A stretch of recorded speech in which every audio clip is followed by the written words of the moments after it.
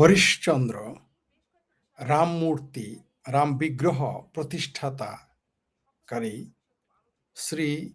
তিনি প্রতিষ্ঠিত করেছিলেন শ্রী শ্রী রাধা গোবিন্দ কালী মন্দিরের প্রতিষ্ঠাতা এবং রাম মূর্তি বা রাম বিগ্রহের প্রতিষ্ঠাতা শ্রী তার আসল নাম হচ্ছে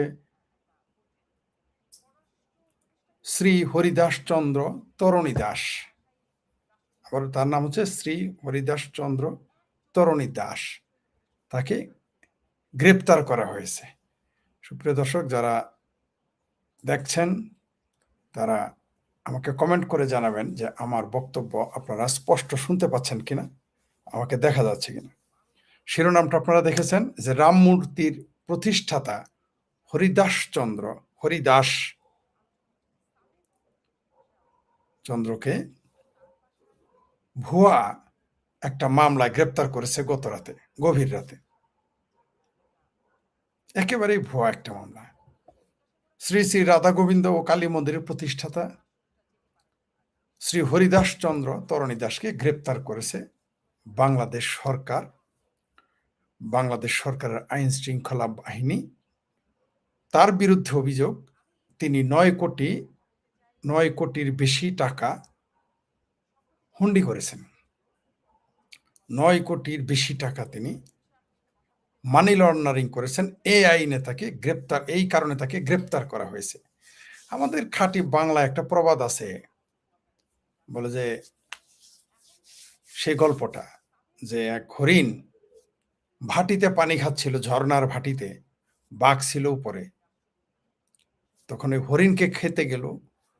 হরিণ বলল, তুই জল ঘোলা করছস কেন? তাই তোরে আমি খাবো। তো বলল যে, সিংহ মহারাজ, আমি তো ভাটিতে, আপনি তো জানে আমি কিভাবে জল ঘোলা করলাম। তো এইবার করস নাই, এর আগে তোর বাপ জল ঘোলা করছিল, তাই তোকে খাবো।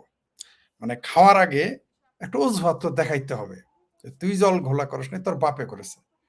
তো এই হরিদাস, তার পূর্ণ নামটা এক সময় এক একভাবে বলে, কারণ সাধারণ নিম্নবর্ণের হিন্দু তো, তাই তার নাম একটু সবাই পূর্ণ নাম নিতে একটু লজ্জা পায়। এমনকি হিন্দুরাও, মুসলমানরা তো নিবেই না, পারলে তো তারা নামটা পাল্টাই ফেলত।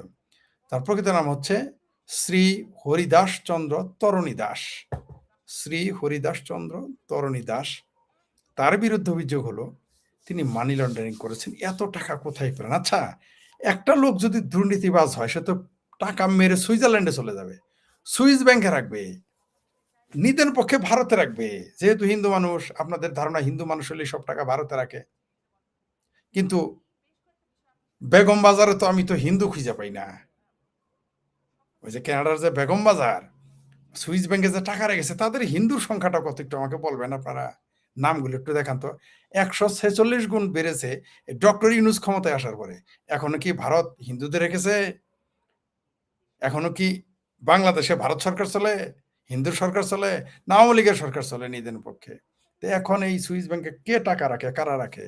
তাদের সংখ্যা কত? তাদের যদি সংখ্যা 1000 হয়, তার মধ্যে বড় জোর 5টা পাবেন হিন্দু, আর 995 জন তো পাবেন মুসলমান। ও ভারতে টাকা রাখা খুব খারাপ, কিন্তু সুইজারল্যান্ডে রাখা ভালো, তুরস্কে রাখা ভালো, তাই না? দুবাই রাখা ভালো, আমেরিকা নিয়ে যাওয়া ভালো, কানাডাতে নিয়ে যাওয়া ভালো, সিডনিতে নিয়ে যাওয়া, এগুলো ভালো, তাই না? যাই হোক, সেটা আপনাদের ব্যাপার। তাহলে এই তরণী দাস, এই হরিদাস, ঠিক আছে, এই হরিদাসকে যদি আপনারা মনে করেন যে সে টাকা মেরে চলে যাবে, তাহলে সে একটা সাধারণ পরিবারের সন্তান। তার পরিবারের মানুষ এখনো অর্থকষ্টে থাকে, বিলাসবহুল জীবনযাপন করে না। না খায় না থাকলেও বিলাসবহুল জীবনযাপন তো করার প্রশ্নই আসে না। 40 কোটি টাকার একটা প্রজেক্ট যে করতে পারে, সে কি ওখান থেকে 20 কোটি টাকা 10 কোটি টাকা নিয়ে পালায় যাইতে পারতো না আগে? সে তো আগেই ভারতে চলে যেতে পারতো। নিতেন পক্ষে ভারতে 40 কোটি টাকা থাকলে সে তো বহু জায়গায়, 9 কোটি টাকার যদি তার ক্ষমতা থাকে, বিভিন্ন জায়গায় চলে যেতে পারে। সে ওইখানে আপনার জন্য গ্রেপ্তার হওয়ার জন্য বসে থাকবে? তার বিরুদ্ধে আবার কেউ কেউ অভিযোগ করেছেন, এমনকি হিন্দুরাও, যে সে নাকি জামাতের লোক, সরকারের লোক। এখন কি প্রমাণ হলো? আমি জানতাম সে জামাতেরও না, সরকারও না। সে তার ধর্মের প্রতি সে ডিভোটি। সে তার ধর্মের প্রতি তার দরদ আছে, থাকতেই পারে। মুসলমানদের যেমন তার ধর্ম, চরমনের পীরেরা, আপনারা কি এটা জানেন না যে একটা লোক পীরের পীরের অন্ধভক্ত হয়ে গেলে নিজের বউরে পর্যন্ত দিয়ে দেয়, শালীরে দিয়ে দেয়, বইনেরে দিয়ে দেয়, মায়েরে দিয়ে দেয়। তো ধর্ম মানুষকে এরকম অন্ধ করে, সে ধর্মান্ধ হয়ে সে ধর্মের প্রতি এত অন্ধ, বা তার বিশ্বাস সেটা সে স্বর্গে চলে যাবে, মুক্তি পাবে, মোক্ষ পাবে, সেই জন্য সে মন্দির বানিয়েছে এবং পাশাপাশি একটা রাম মূর্তি বানাচ্ছে তার বিশ্বাস থেকে। এখন অভিযোগ হলো বিদেশ থেকে তার জন্য টাকা আসছে। বিদেশ থেকে টাকা আসলে সমস্যাটা কি? ধরেন বিদেশ থেকে তারা মন্দিরের জন্য টাকা দিচ্ছে, এটা কি অপরাধ? আমি যদি পৃথিবীতে কোনো দেশে মন্দির, মসজিদ, গির্জা প্রতিষ্ঠার জন্য টাকা দেই, সেটা কি অপরাধ? সেটা তো অপরাধ না। যদি তাকে কেউ দিয়েও থাকে সেটা অপরাধ না। তার চেয়ে বড় কথা সে নেয় নাই। তার উকিল কি বলেছে? যে তার সমস্ত এই দেশের যারা তারাই তাকে টাকা দিয়েছে, অনুদান দিয়েছে। এত শত শত হাজার হাজার লাখ লাখ মাদ্রাসা বানাইলেন বিদেশি টাকা দিয়ে, ওটা আরাম। আর এই হরিদাস চন্দ্র, তরণী দাস, সে বাংলাদেশের হিন্দুদের কাছ থেকে টাকা, এখানে যে মুসলমানের টাকা নেই তাকে আপনি বুঝলেন? এখানে যদি ৫,০০০ লোক অনুদান দিয়ে থাকে, এর মধ্যে অন্তত ১০০ লোকের অনুদান আছে, তারা মুসলমান। আপনি মনে করেন খালি ওই হিন্দুরাই খালি মসজিদ বানায়? ২-৪ জন মুসলমান আছে তারা মন্দিরে চাঁদা দেয়। এই বাংলাদেশেই দেয়, আওয়ামী লীগ বিএনপিরাই দেয়, এমনকি জামাতের লোকেরাও চাঁদা দেয়। সেই খবর তো আপনারা এই মন্দিরে যে জামাতের লোক, বিএনপি লোক, আওয়ামী লীগের লোকের নেতারা চাঁদা দেন, তার গ্যারান্টি কেমনে দিলেন মুসলমানেরা? সেই প্রসঙ্গ আমি রাখলাম। তরণী দাস বিরাট পাপ করে ফেলছে। এই এই হরিদাস বিরাট পাপ করে ফেলছে, কারণ সে নিম্নবর্গের হিন্দু, তারপরে আবার কম শিক্ষিত, নামমাত্র শিক্ষিত। তার জন্য তার বিরাট অপরাধ হয়ে গেছে কিছু কিছু হিন্দুদের চোখে। আবার যারা নেতৃত্ব দেয় হিন্দুদের মধ্যে, তাদের তো বুকে আরো বড় জ্বালা। যে কই থেকে কোন হরিদাস পাল আসলো, আইসে সত্যি সত্যি এই হরিদাস পাল আইসে দেখে আসলেই পাল হয়ে যাইতেছে, ক্ষমতাধর হয়ে যাইতেছে। এদের আবার লজ্জা, একজন উকিল, ডক্টরেট, ইঞ্জিনিয়ার, ডাক্তার, ব্যারিস্টার, তাদের আবার ইজ্জত চলে যায় যে একটা ইন্টারমিডিয়েট পাস একটা ছেলে, তাও নিম্ন বর্ণের, আইসে হিন্দুদের নেতা হয়ে যাবে। আহা! কিন্তু মুসলমানদের উষ্টা খাইতে সমস্যা নাই, তাদের থাবড়া খাইতে সমস্যা নেই। আজকেও দেখলাম এই যে বাংলাদেশের একজন নায়ক হিন্দুদের মালনের বাচ্চা বলে ডাকলো, একজন বিখ্যাত কিংবদন্তি নায়ক সোহেল রানা, শিক্ষিত মানুষ, কিন্তু ঢাকা বিশ্ববিদ্যালয়ে পড়ালোক, প্রকাশ্য টিভিতে বলে মালনের বাচ্চা বলে, মালোয়ান বলে হিন্দুদের। তাহলে এই যে আমি আপনাদের বলেছি সারা বাংলাদেশে হিন্দুদের যে মালনের বাচ্চা বলে মৌলবীরা, আমি কি ভুল বলেছিলাম? একজন ঢাকা বিশ্ববিদ্যালয়ের ছাত্র, একজন মুক্তিযোদ্ধা, একজন নায়ক, কিংবদন্তি নায়ক, ইসলাম বিরুদ্ধে যা তাই সব জীবন করছে সারা জীবন, এখন টুপি পরে চাপা মারে। যৌবনকালে সব বাংলাদেশ অভিনেতা দেখবেন, সব নায়ক নায়িকা দেখবেন, যৌবনকালে যা ইচ্ছা তা ফাত্রামি যত আছে, গাঁজা খাওয়া, মদ খাওয়া, লুচ্চামি করা, ভণ্ডামি করা, বদমাইশি করা, এমনি তো অভিনয় হারামি, নাচ গান তো হারামি। যেই না একটু বয়স ভাটি পড়ে, সব তখন বোরখা পরে নায়িকা হইলে চুল পর্যন্ত দেখে, দেখুন আনোয়ার দেখবেন চুল পর্যন্ত দেখা যায় না। আরে বাপরে বাপ, আর মেয়া কিন্তু এখন অভিনয় করে। আর তার চুল দেখলে এখন কি হবে? তার চুল যদি দেখায় তাহলে দুজকে চলে যাবে। এই বুড়া বয়সে, দাদির বয়সে চুল দেখালে বেজ্জতি হয়ে যাবে, বেশ দুজকে চলে যাবে। কিন্তু চুল ভাই, কিন্তু আগে মনে ছিল না এগুলা, শত শত সিনেমা করছে তখন মনে ছিল না। সোহেল রানার মতো লোক হিন্দুদের মালনে বাচ্চা বলে গালি দিচ্ছে, দেখেন আজকে টিভিতে, এটা নিয়ে আসতেছি পরে লাইভে এই প্রসঙ্গে। মুসলমানেরা যতই মুক্তিযোদ্ধা হোক, ভারত বিদ্বেষ, হিন্দু বিদ্বেষ থাকবেই, সেটা অশিক্ষিত হোক, মূর্খ হোক, আর ঢাকা বিশ্ববিদ্যালয়ের ইকবাল হলের ছাত্র নেতা, ছাত্রলীগ করা হোক, তারপরেও সে প্রকাশ্য হিন্দুদের মালাউনের বাচ্চা বলে গালি দিছে। মালাউন বলছে, মালাউন। মুসলমানদের যদি কেউ জবানের বাচ্চা এইভাবে প্রকাশ্য গালি দেয়, দেশে থাকতে পারবে? এই বাংলাদেশে পারবে না। যাই হোক, সেটা অন্য প্রসঙ্গ। যে প্রসঙ্গে আসি,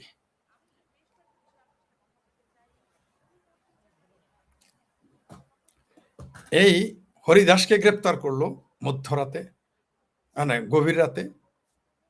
সে কিন্তু একটা কথা বলেছে যে ১০টা খুন করলেও এইভাবে পুলিশ ধরে না। এই কথাটা কিন্তু সে বলছে। বলা পরে কি করলো, সাংবাদিকেরা যখন তাকে জিজ্ঞেস করলো, কথাই বলতে দিল না, পুলিশ তাকে থামিয়ে দিল। এই চুপ চুপ চুপ, কথা বলবি না, এগুলো বলতেছে। জঙ্গিরা যখন সাংবাদিকদের সাথে কথা বলে, ঠেকায় না কেন? হরিদাস চন্দ্র কি হরিদাস, হরিদাস কি জঙ্গি? ও যদি পালায় যাইতো, ভারতে পালায় যাওয়া খুব কঠিন কাজ, সে তো আগেও পালায় যাইতে পারতো। সে তো 2024-এর আগস্টের আগেও পালায় যেতে পারতো। এখনো তো মানুষ পালায় যাইতেছে, যায় না? বাংলাদেশের 1 থেকে 1.5 কোটি মুসলমান পালায় গিয়ে ভারতে গিয়ে কাজকর্ম করে খায়। এই হরিশচন্দ্র এই হরিদাসচন্দ্র এখান থেকে 10-20 কোটি টাকা নিয়ে চলে যেতে পারতো না?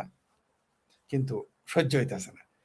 বাংলাদেশের এই জঙ্গিবাদী, মৌলবাদী, হেফাজতি, জামাতি, সামরানাই পীর, বিক্রমপুরীরা এমন চাপ সৃষ্টি করেছে যে বাংলাদেশ সরকার তাকে অ্যারেস্ট করছে। কারণ সরকারও তো জঙ্গিবাদী রাষ্ট্রদের কাঁধে চড়ে আসছে, তাদের নিতে হবে। কি দোষ তার? 9 কোটি টাকা সে হুন্ডি করেছে। মোতালেব প্লাজায় কত কোটি টাকা প্রতিদিন হুন্ডি হয়? নাম শত বললাম, মোতালেব প্লাজা। কত কোটি টাকা প্রতিদিন, প্রতি ঘন্টায় কত কোটি টাকা হুন্ডি হয়? নবাবপুর মার্কেটে প্রতিদিন কত কোটি টাকা হুন্ডি হয়? বলেন তো দেখি, বুকে হাত দিয়ে বলেন। আর অন্যান্য বাদ দিলাম, বাংলাদেশ থেকে টাকা হুন্ডি কারা করে না? টাকা হুন্ডিতে জামাত আওয়ামী লীগের আমলেই ফার্স্টে ছিল। এই জামাতে ইসলামের লোকেরা এই হুন্ডি ব্যবসায় ফার্স্ট। এখন তাহলে কি তারা হুন্ডির ব্যবসা, এই যে বাংলাদেশের থেকে যে লাখ লাখ লোক যায় চিকিৎসা করতে, লাখ লাখ, একজন কি টাকা হাতে করে নিয়ে যায়? সব তো হুন্ডি করে নিয়ে যায়। অ্যারেস্ট করেন না কেন? সরকার চাইলে আপনাকে যে কোনো অজুহাতে গ্রেপ্তার করতে পারে। প্রয়োজনে বলবে তুই ভাটিতে আসস, তাতে কি, তোর বাপ জল ঘোলা করেছিল একদিন উজানে থেকে, তাই তরে খাম। সরকার চাইলে যে কোনো অজুহাত দিতে পারে। মুসলমানদের তো অজুহাতের অভাবই নেই। মানে ওই গল্পের সিংহের চাইতে, বাঘের চাইতে, উজানে থাকা বাঘ সিংহের চাইতে মুসলমানদের অজুহাত বেশি। অজুহাতের অভাব নাই। একটা রাম, এই যে মানুষ না বলে, মুসলমানরা বলে মূর্তির কোনো ক্ষমতা নাই। আমি তো দেখলাম এই প্রথম, আমিও জানি, আমিও বিশ্বাস করি যে পাথরের মূর্তি হোক আর মাটির মূর্তি হোক, কোনো ক্ষমতা নেই। অবশ্য স্বর্ণের মূর্তির ক্ষমতা আছে। কারণ স্বর্ণের মূর্তি যদি হয়, তাহলে আরবরা যখন আসছিল ভারতে, স্বর্ণের মূর্তিগুলো কিন্তু নিয়ে চলে গেছিল, মাটির মূর্তিগুলো ভেঙে গেছে। ইসলামী ইতিহাসের ছাত্র সবাই জানে। কারণ স্বর্ণের মূর্তি কেন নিয়ে গেছে? ওগুলো পিগালকে বেচা যায়, ব্যবসা করা যায়, ওটা তো মূল্য আছে। মাটির মূর্তিগুলো ভেঙে চলে গেছে, নিয়ে যায়নি। আপনি বাংলাদেশে এখনো রাখেন স্বর্ণের মূর্তিগুলো, চুরি করবে, ডাকাতি করবে, ভাঙবে না। মাটির বলে ভাঙে, পাথরের বলে ভাঙে। আমি আপনাদের হিন্দুদের একটা পরামর্শ দিই, স্বর্ণের মূর্তি স্বর্ণের বানান, স্বর্ণটা থেকে যাবে, প্রতীকীভাবে বিসর্জন দিবেন নদীতে, আবার তুলে এনে রেখে দিবেন, দেখবেন তাহলে এটা কাজে কাটবে। আমার ধারণা এটা করা উচিত। এটা করলে আরো ভালো হবে। স্বর্ণের মূর্তি বানালে, দুর্গার মূর্তি বানাবেন স্বর্ণের, গণেশের মূর্তি বানাবেন স্বর্ণের, তাহলে কি হবে? ওটা থেকেও যাবে সারা জীবন। প্রত্যেকে বিসর্জন দিয়ে আবার নিয়ে এসে পড়বেন। এটা আপনাদের একটা ভালো বুদ্ধি দিলাম। আমি কিন্তু প্রথম দিলাম, পরে আবার শুরু করে বললেন নমকে বলছে, তোমাকে বলছে। যেমন মহাভারত ব্যাংক তৈরি করার বুদ্ধি আমি প্রথম দিয়েছি, আর পরে বানানোর পরে বললেন না যে অমুক জনে দিয়েছিল, স্বপ্ন দেখছিলাম, দাদাই দেখছিল, ভুলে গেছিল। যাই হোক, প্রকাশ্য অন্তত আমি বলেছি, মনে মনে কেউ বলতেই পারেন, ভাবতে পারেন। যেটা বলতেছিলাম, কেন হরিশচন্দ্রকে গ্রেপ্তার করা হলো? 9 কোটি টাকা হুন্ডি করেছে, যদিও প্রমাণ হয় না এখনো। সবচেয়ে মজার বিষয়, তার বিরুদ্ধে এর আগে যে মামলা হয়েছিল, সেই ব্যক্তি একাই 350 মামলা করছে। আচ্ছা, আপনারা আমাকে এখন বলেন, পৃথিবীতে কোন ব্যক্তি 350 মামলা করে? ডাউট বাটপার ছাড়া আর ভুয়া মামলা ছাড়া সম্ভব এটা? পৃথিবীর কোনো ব্যক্তি 3টা মামলা করতে পারতে, 5টা পারে, 10টা পারে, 20টা পারে। একটা লোকের এত মামলা কেন করতে হবে? বা বা 25টা করতে পারে, 30টা করতে পারে ধরলাম। বা প্রতি বছর একটা করে মামলা করলে, একটা মানুষের বয়স 50 হলে সে 50টা মামলা করতে পারে। তাইলে যে লোক 350 মামলা করছে, সেই ব্যক্তি বাদী হলো হরিদাসচন্দ্রের মামলার বাদী। এরপরেও আপনাদের আকল আসে না যে এটা ফাত্রা মামলা, ভুয়া মামলা। এই সরকার যে একটা ফাত্রামি করেছে। হরিদাসচন্দ্রের সাথে আমার শনিবার রাতে সর্বশেষ কথা হয়েছিল। রবিবার রাতে তিনি গ্রেপ্তার হলেন। তার সাথে আমার আগেও কয়েকবার কথা হয়েছে। তিনি আমাকে বলতেন, না ভাই, আমাকে গ্রেপ্তার করবে না। পুলিশ গোয়েন্দা সংস্থা আমার বলছে আমার দুর্নীতি কোনো খুঁজে পায় নাই। আর পাবে কেন ভাই? আমার তো কোনো দুর্নীতিই নেই। আমি জনগণের টাকায়, মানুষের টাকায়, আমি ভক্তদের টাকায় আমি এগুলো করি।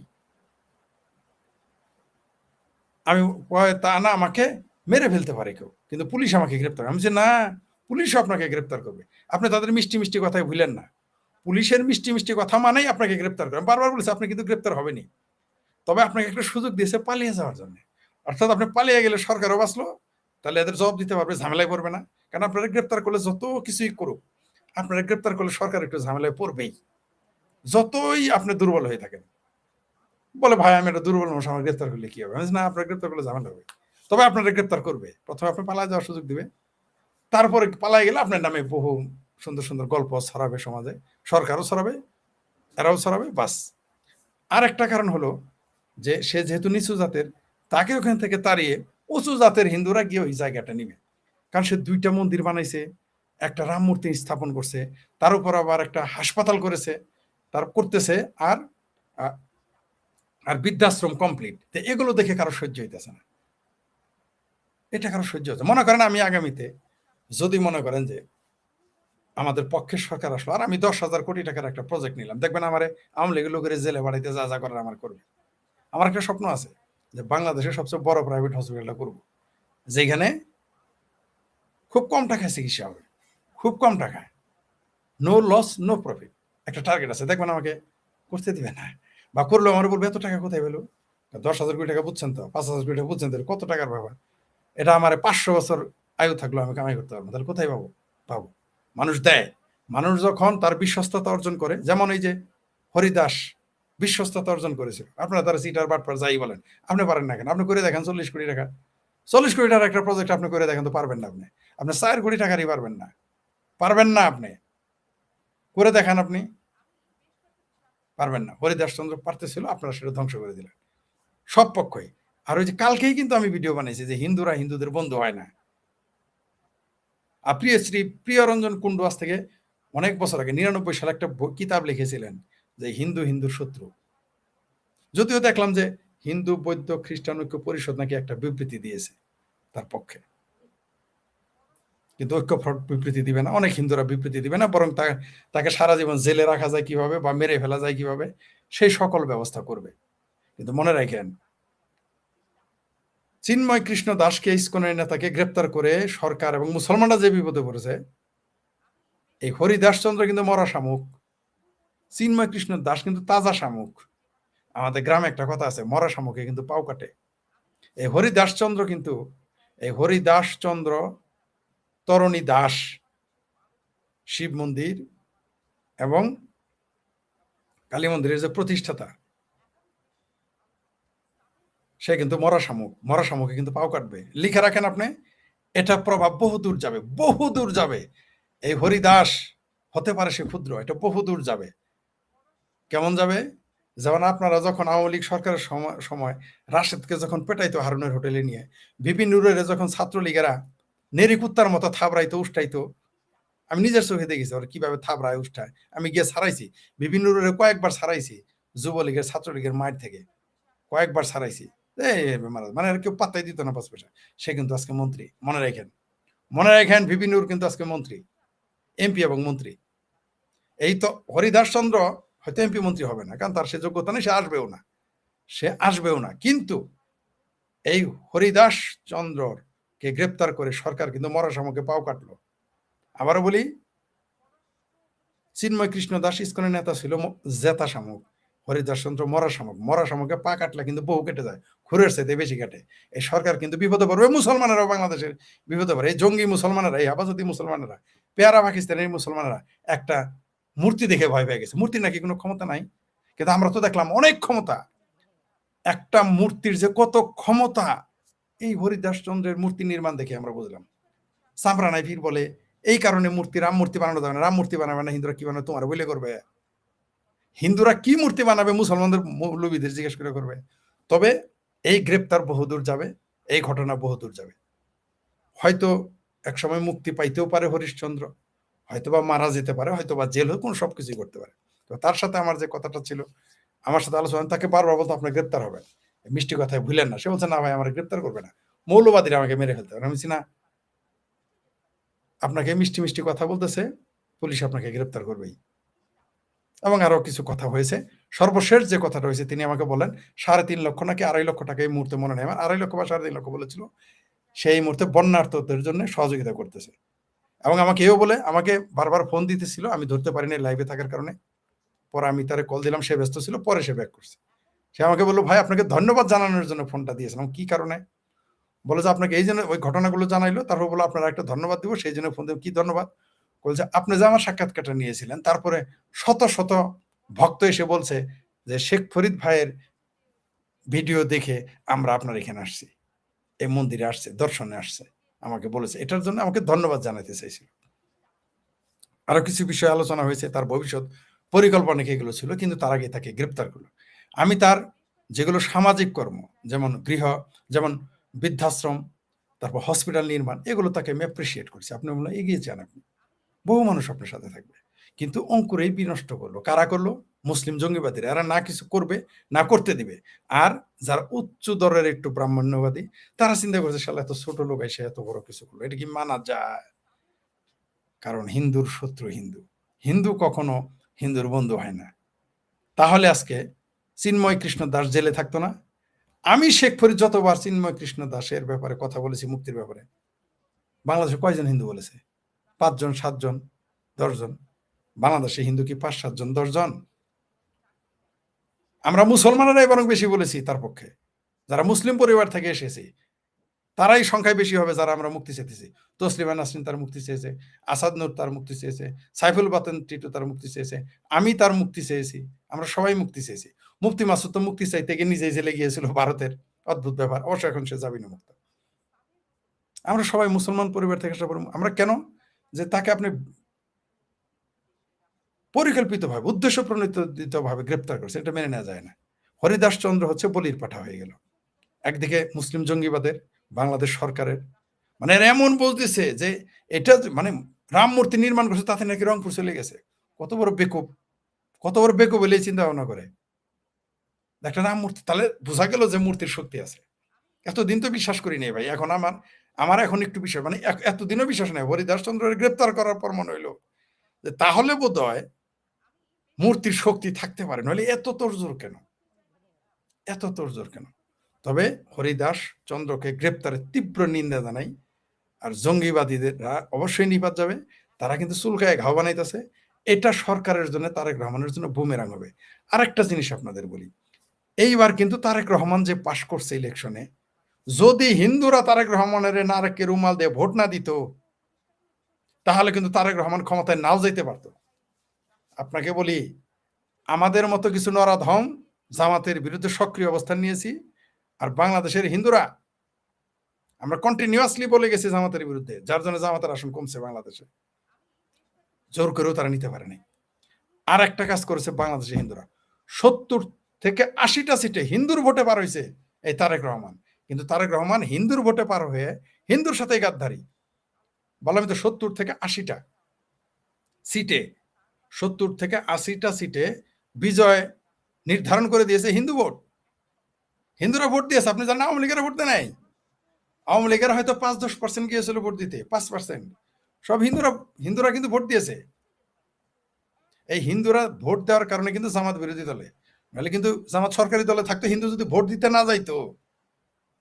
স্পষ্ট করে বলে দিলাম। কিন্তু তারেক রহমান কি করলো, বিএনপি সরকার কি করলো, হিন্দুদের বিরুদ্ধে বিরোধিতা করা শুরু করলো। অদ্ভুত ব্যাপার। তারেক রহমান সাহেবকে বলতে চাই, আওয়ামী লীগও কিন্তু মনে করেছিল যে মৌলবাদী গোষ্ঠী হেফাজতকে, জঙ্গি মুসলমান যে সব মুসলমান না, যারা জঙ্গিবাদী মুসলমান, কট্টর মুসলমান, উগ্রবাদী মুসলমান, তাদের সমর্থন করলে ক্ষমতায় থাকা যাবে। তার শেখ হাসিনা কিন্তু পারেন নাই, তার এত বড় সংগঠন থাকতেও।